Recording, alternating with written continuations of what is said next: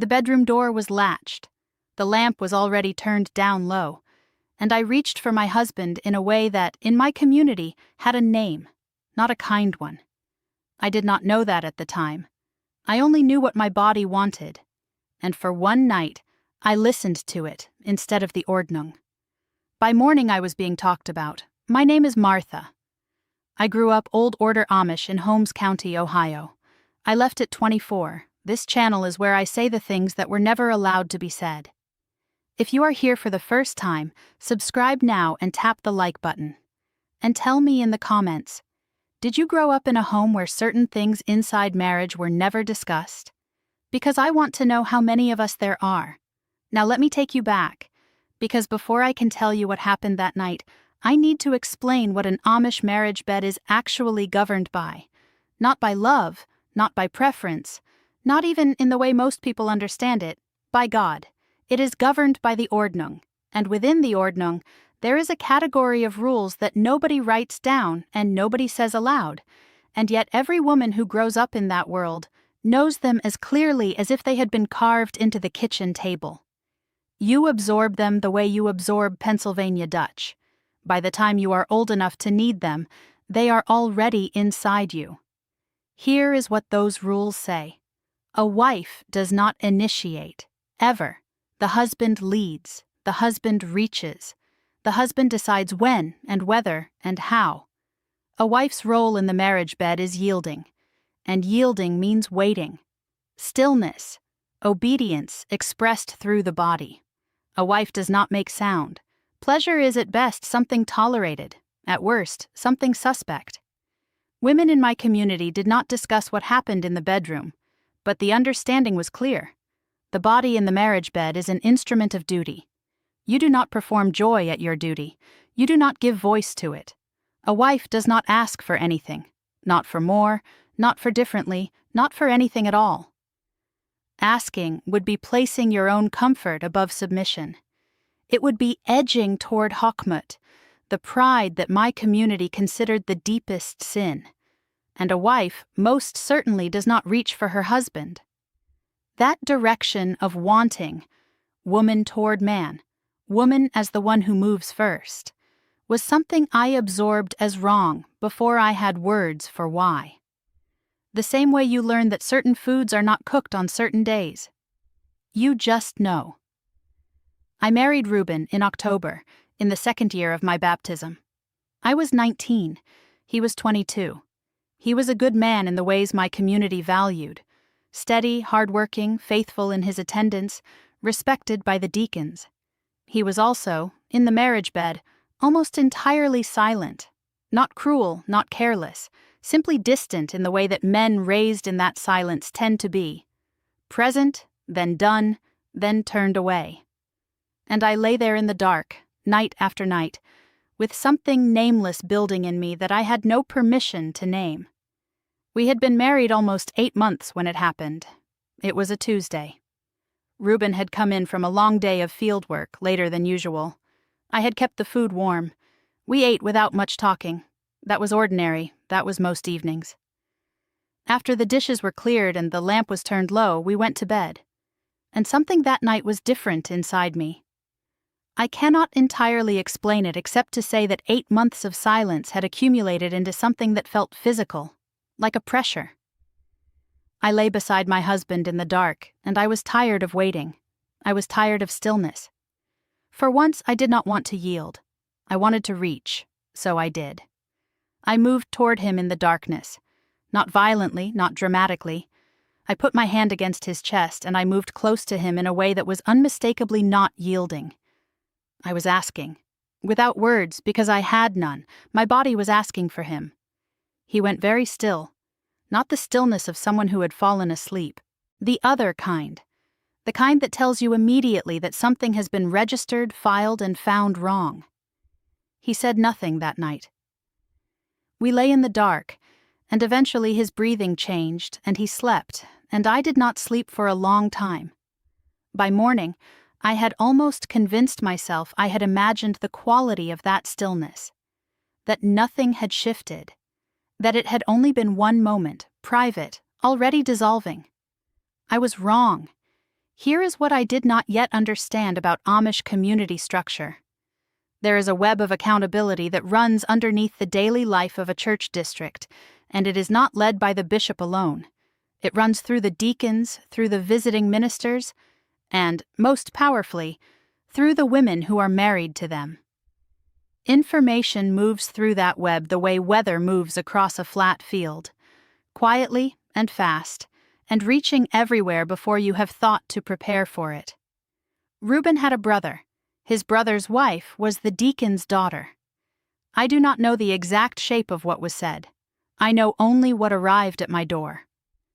3 days after that Tuesday night, Reuben's mother came to visit. She sat at my kitchen table and drank the coffee I made for her, and told me in the way that Amish women deliver corrections, indirectly and with great gentleness, that she had been hearing that I seemed unsettled. That in marriage, contentment was a discipline, not a feeling. That a woman who pushed against her role at home would find herself pushing against everything, and that never ended in a good place. She did not name what she was referring to. She did not have to. I sat across from her and I felt my face go the kind of still that I had learned as a small child.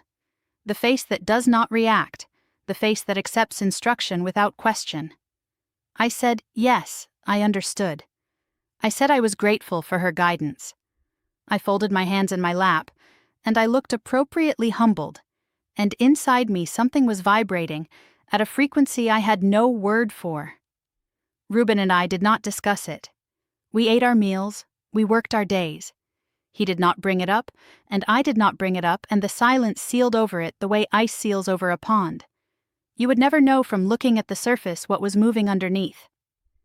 There is a part of this story I cannot tell you here. Not on this platform, not under these rules. The algorithm has limits, and I have learned exactly where they are. So I wrote the rest down instead, slowly, without the softening, without the cuts. Everything the camera is not permitted to show. The book is called The Ordnung They Never Wrote Down. 208 pages of what plain life looks like from the inside of it. The link is in the first comment of this video. That is where the part I could not say out loud lives. But here is what I can tell you. The deacon visited the following Sunday. He was a tall man, quiet-voiced, with a beard that had gone gray early. He sat in our front room with Reuben, and he talked about the health of the community, about how marriage was the first church, the first expression of Gelassenheit, of yielding, and that a home that was rightly ordered would produce a life that was rightly ordered. He looked at me once during that conversation, briefly, the way you look at an object you are describing rather than a person you are addressing. I offered them coffee. I went back to the kitchen. I stood at the stove with my hands pressed flat against the warm iron, and I breathed. In therapy many years later, I would learn the word for what I felt in that kitchen. It was not shame, though shame was part of it. The larger thing was erasure. I had reached for my husband in the darkness of our private bedroom, in our marriage, in the one space I had believed was at least partly mine, and within 3 days the community had entered it, had inventoried it, had sent representatives to correct it. The private was never private. That was the thing I finally understood that Sunday. In Amish community life, the bedroom is not outside the Ordnung's reach. Nothing is. The rules do not stop at the door.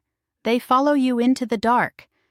Let me tell you what the actual prohibitions look like when you name them plainly, because I spent years after leaving piecing this together from conversations with other women, from a therapist who had worked with many former Plain community members, and from research I could finally do once I had access to a library with no one watching. In many Old Order communities, sexual intimacy is understood to exist for one purpose: the creation of children. Pleasure for its own sake, and particularly pleasure initiated or expressed by the woman, sits outside that purpose. It becomes something adjacent to vanity, to the satisfaction of the self. And satisfying the self, in a theology built on Gelassenheit, is the root problem. Some communities go further. Certain physical expressions within marriage, things that are considered common and unremarkable in the wider world, are classified as unclean. unmentionably unclean.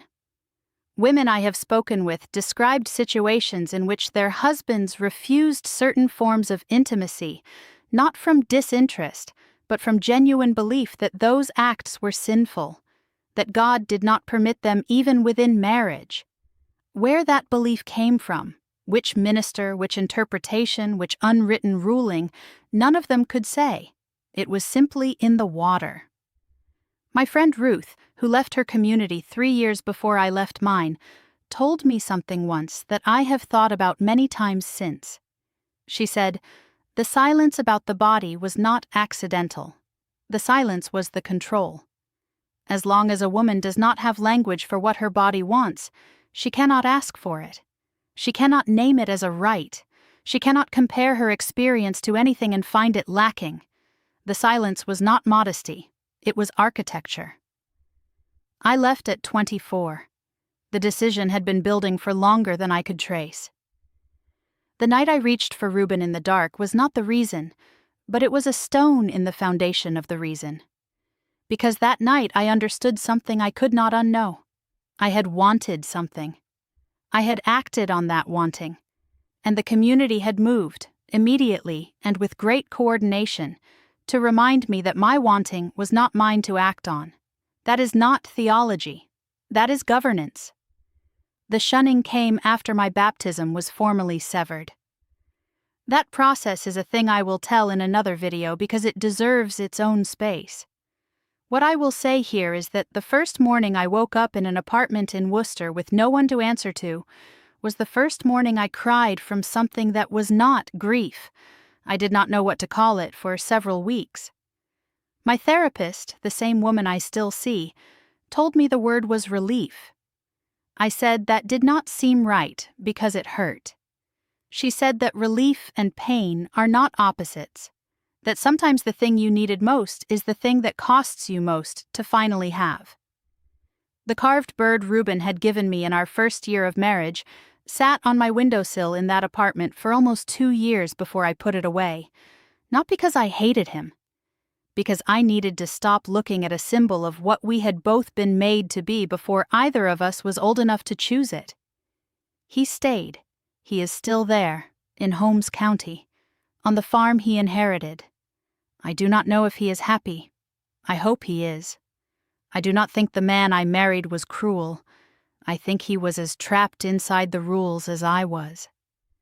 The difference was that for him, the rules fit more closely to the shape of what he had been taught to want, and for me they never quite did.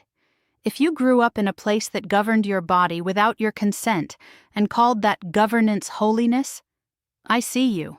If you were taught that your wanting was a problem to be managed, a temptation to be reported, an occasion for correction, you were not wrong to want. You were human. And the system that punished you for it was not God. It was a set of rules made by people who needed you smaller. If you want to read the version of this story that YouTube will not allow, the full pages are in The Ordnung They Never Wrote Down. First comment of this video. And that is everything. Choose your freedoms wisely. They might just save your life.